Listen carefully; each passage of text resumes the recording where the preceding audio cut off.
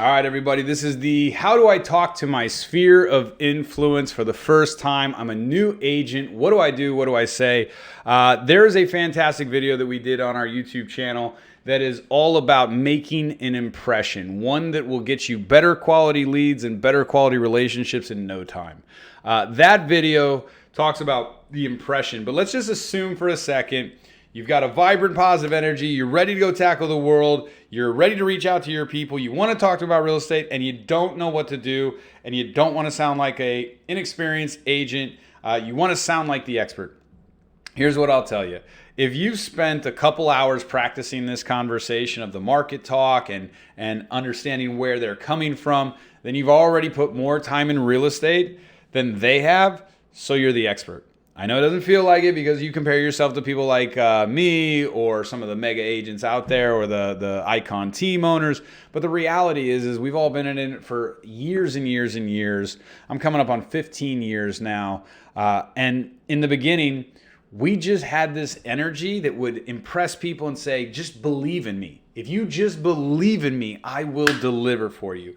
And there's a huge value in being the underdog. There's a huge value in like people buying in. And by the way, when you take on these types of things, when you leave one set of world or one job or one career and you go jump into another one, whether you know it or not, that's inspirational to people. There are massive amounts of people that hate their job, stuck to their lifestyle, wish they could do something else, and they're too scared to do it. So for me, I remind myself that I kind of give people permission to go follow their own dreams by me living mine.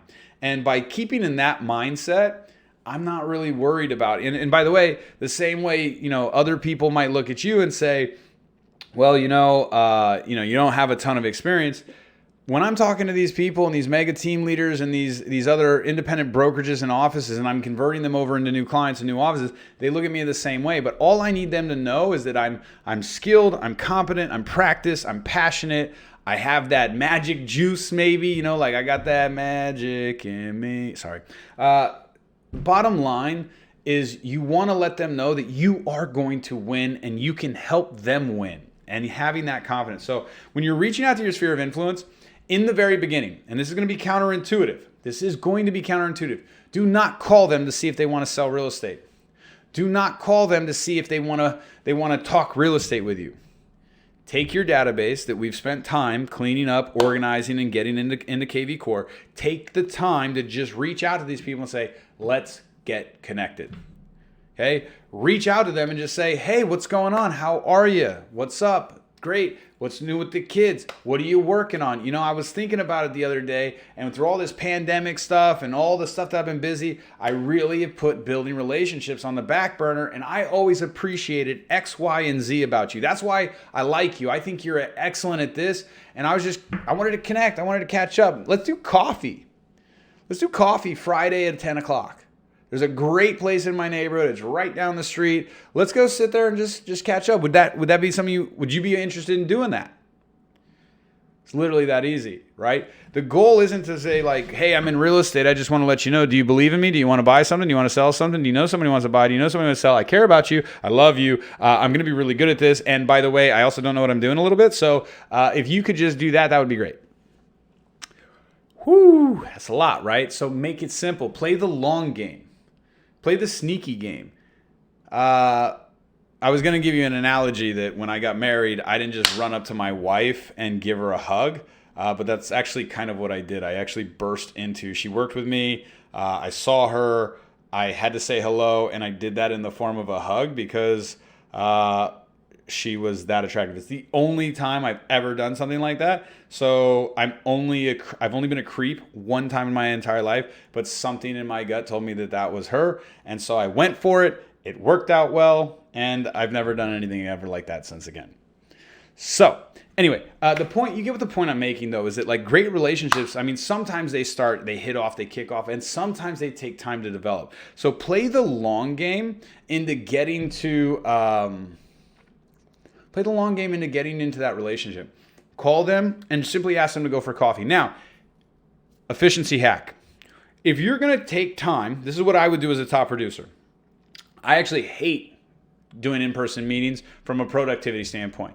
If the meeting's at 10, you got to get ready at 9, or you got to start packing up at 9, or you got to get your mind checked out and prep and get all that stuff, and then you go and you got to get there early, and then you got to hang out, and then you got to try to manage the time, and then you got to leave, and then you got to drive back to wherever you were going, and you got one contact.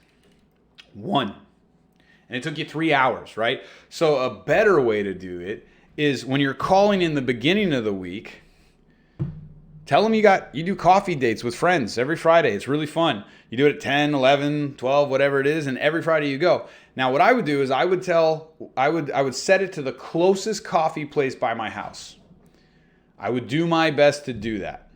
I would find a close coffee shop that's equally central to where you can get, so that it's not too difficult for your clients, but it's not you going all the way to them. Because the strategy is book 3 in one day. So you have one on Friday, and you tell them I'm going to do it from 10 to 10:45 because you've got an 11 o'clock appointment.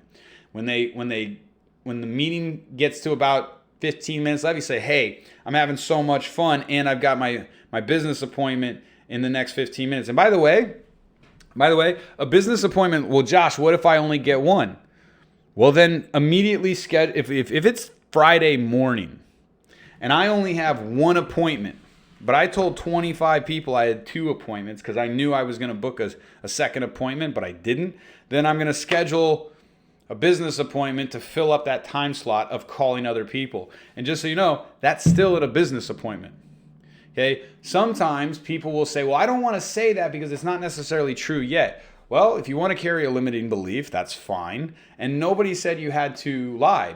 Like, just tell them that's the day you do your 3 business appointments. I get 3 business appointments every time at this time.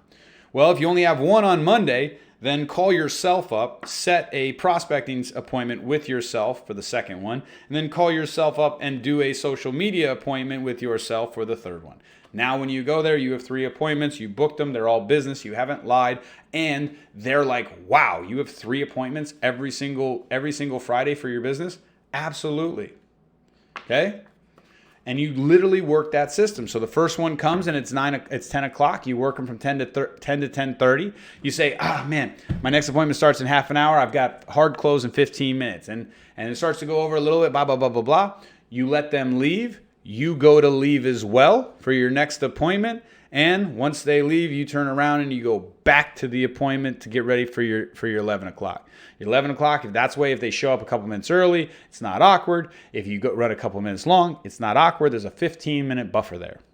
Okay? Then you do it again at 11 to 11:45. And you just say, I got my next appointment, Okay? And then you do the same thing. They leave, and then you leave, and then you come back. And the last one you do with your best prospect where you're going to have lunch, right? And by the way, that's going to get really expensive if you do that every single time. So, like if you buy coffee, lunch, like don't buy the coffee. What I would do is I would show up and I would have a jug of water.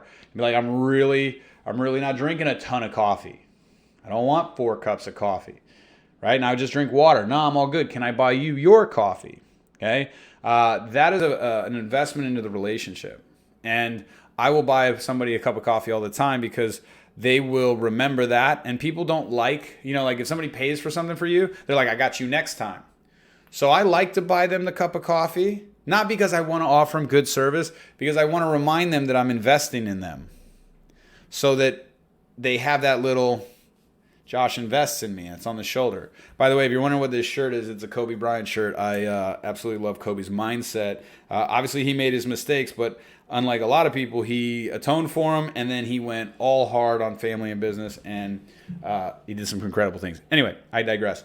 So when you reach out to these people, you do that, you block them in 3, and when you get there, you have a whole nother conversation. And the whole conversation when you get there is it's all about life. So I always try to start off. So now you've set 3 appointments. They're all at the right time. You're showing up with water so that you don't have to buy $12, $15, $20 worth of coffee drinks and be completely out of your mind and wired when you're there. And maybe you get a light snack for the lunch portion. And so you efficiently spend $10, $15 in your database and put a little bit of a chip that they go, oh, I got you next time. I'm looking to figure out a way to do something nice back for you.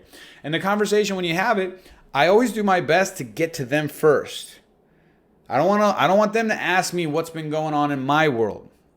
In fact, if I could spend 20 of the first 30 minutes talking only about them to the point where they're like, well, God, stop talking about me. Like, please tell, like, people also don't like that, right? They don't want to talk about themselves for 30 minutes. They don't want to walk away being like, all I cared about was myself. At least the people that I want to work with, like, I want people that don't want to just talk about themselves all the time and don't want to put themselves on pedestals and are selfish. So I want to spend 20 to 30 minutes talking about them first.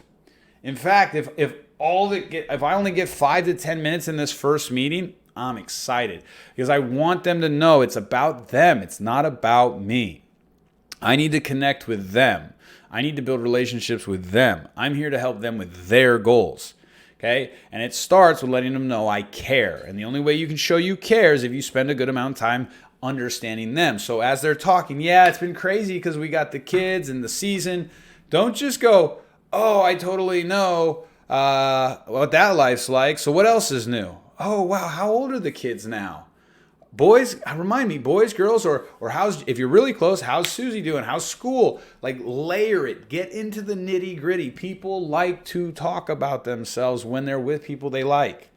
Awesome. What sports is she doing well? Does she like it? Do you think it's going somewhere? What's the schedule like? Have there been any, are you guys dealing with any challenges? And my son or my daughter's been doing this. What about your Like, everything is about that. It's about life. It's about connection. And then, then it transitions into goals or dreams or, hey, you guys got any vacations coming up? You got any this? You got this? You got this?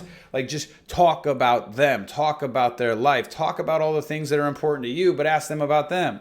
And take mental note and listen to them. And when they say something like, life's been really good, that's awesome. It sounds interesting. Tell me more. What's the best part lately? Right? What are some of the challenges you guys have been dealing with? Man, this inflation is crazy. Man, I can't believe prices are going up. Man, blah, blah, blah, blah, blah, blah, blah, blah, blah. Okay, and the inflation, talk about that. I don't know anything about inflation, but I know if I ask somebody about it, I'd say, wow, that's not true. I don't know anything about inflation. I'm not an economic advisor. And I know that all I have to do is ask people, hey, have you seen the inflation? Have you eaten an Oreo lately? Half of the cream's gone, right? And people laugh. They're like, I know, man, right? Again, by the way, that's my personality and sound. Like, I want people to laugh, because if they laugh and they're having a good time, they're gonna tell jokes. We're gonna get going. I'm gonna love it. They're gonna love it, and they're gonna. It's just gonna be cooler. Like, laughter is a very, very powerful, and anybody can be funny. Doesn't mean they're gonna be all comedians, but anybody. It's a skill, right? It's like anything else. So, hey, have you seen inflation? I opened up an Oreo the other day. I was offended. I was like, where did the cream go? Did somebody lick my Oreo and then put it back at the shop? Are they not paying enough? Is inflate? Like, what's going on, right? And that usually leads to, especially if they're a homeowner, like, yeah, the market, so what's been up with you? And as soon as they come up with the what's been up with you, when they get to that point, you've invested the time, you've asked the questions, you're at that space, and now when they say, what's up with you? You need to have your impression giving script, right? So mine would sound like this. Oh my goodness, it's incredible. For the last 15 years, I've been passionately obsessed about businesses and systems, and I was selling a ton of homes recently. Like, I sold 49 homes in 2020. And then I realized I do more training. I wanted more time with my family, so I cut back, but I raised my sales price, and I did 38 sales but made the same money because I sold more expensive homes. Thank you, market. And then I hit this block, and I couldn't do it anymore, and I realized that this opportunity that had been chasing me around for 4 years, this guy, he's this incredible founder. I knew him when he was doing 100 sales a year with a small team, and now over the last 4 years, he's got over 100 offices, and I'm essentially expanding the West Coast for him. And I am learning so much, and I am helping so many agents, and it's incredible, and it's exciting, and I'm just really fired up. That's my little pitch of what's been going on. And I don't always transition that into, so you got to buy? You know any agents? Huh? What's up? You got people? Who can I help? Right? I let it sit there for a second. Because I want to watch how they respond. I'm playing the long game. I'm playing the long game. Sure, it's going to be awesome when sales fall in your lap and you will call us up and you will say, oh my gosh, I was having coffee. I didn't even care about real estate. And she was like, oh wait, aren't you in real estate? And I said, yes, I am. She says, I have a referral for you. It just fell in my lap and I went and sold him a home and made $15,000. This is incredible. That's going to happen. But play the long game.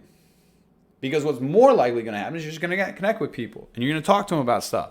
And then you're going to grow that relationship out. And then when you get to the end, you say, hey, this was awesome. Let's do this again.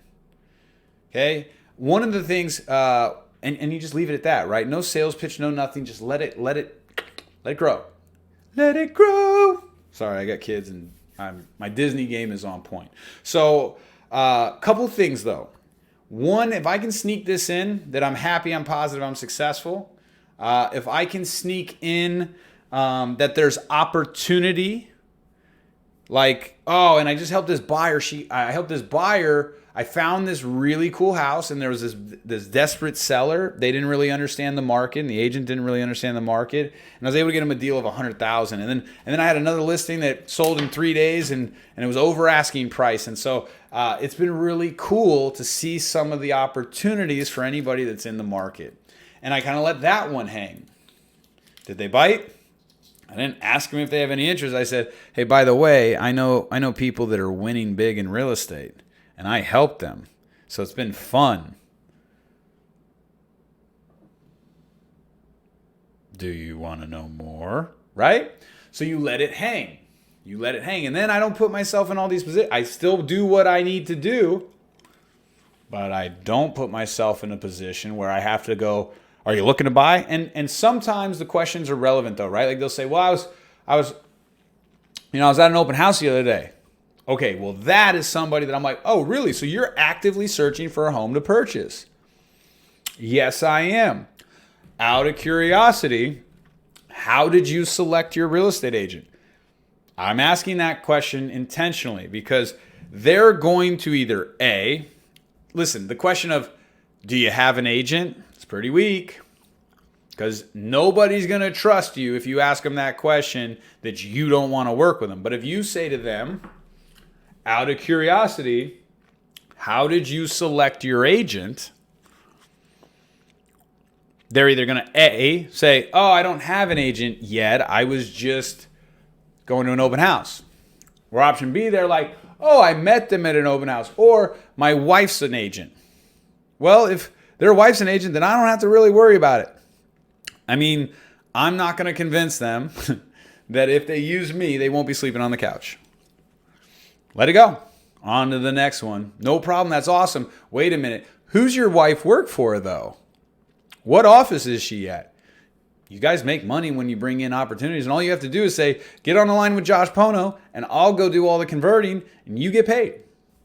Easy breezy. And I will be very grateful for that. So when it comes to that, you say, hey, out of curiosity, how did you select your agent? That's how you handle the conversation. That's where you get to. For our new agent partners, when you get to somebody that's really interested, you set the appointment with us. Steve and I are actively committed to ensuring that you lock down every single opportunity. So when you get that person that's like, I'm actually looking to buy or sell, say, great, that's incredible. How'd you select your agent? We haven't selected our agent yet. Hey, I partnered up with one of the best owners in the entire country. If you want to say the second best or the fifth best or the 25th, or hey, I partnered up with the most average owner I've ever met. However you want to say it, just say it, right? But I'll tell you that if somebody asks me about where I'm at, it's important to help them understand the love and the passion and the energy I have, because that part is infectious. They want to be a part of it. And only great people are part of great companies. So I don't want to be part of an average company. I don't want an average mentor. I don't want an average client.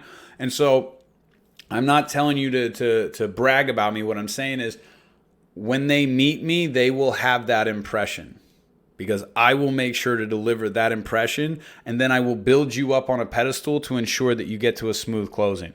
So why not take the best shot you can? Fantastic. I work with an incredible owner.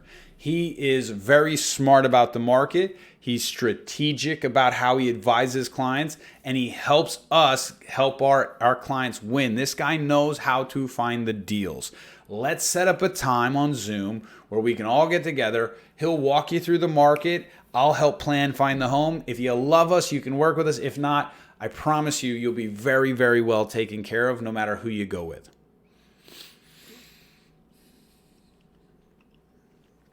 I'm sure you guys are going to have a lot of questions, but this is the format. Reach out to people, tell them you want to connect, set a coffee date, be efficient about it with 3 meetings all together. Don't allow them to see you coming and going. Give a 15-minute buffer. Give a 15-minute hard stop time warning. People will respect it. And if anybody comes up, divide them into the market conversation of, are they looking to buy? Are they looking to sell? Are they looking to invest? And ask them how they met their agent if they get really in, and set the appointment. Set the appointment for a buyer consultation. The format is connection, appointment, and in this case, secondary appointment. Now, down the road, it might just turn into a buyer consultation accidentally, but until we train you and get you squared away and show you how to deliver that, leverage the team, leverage the support you have, leverage the resources you're investing in, okay?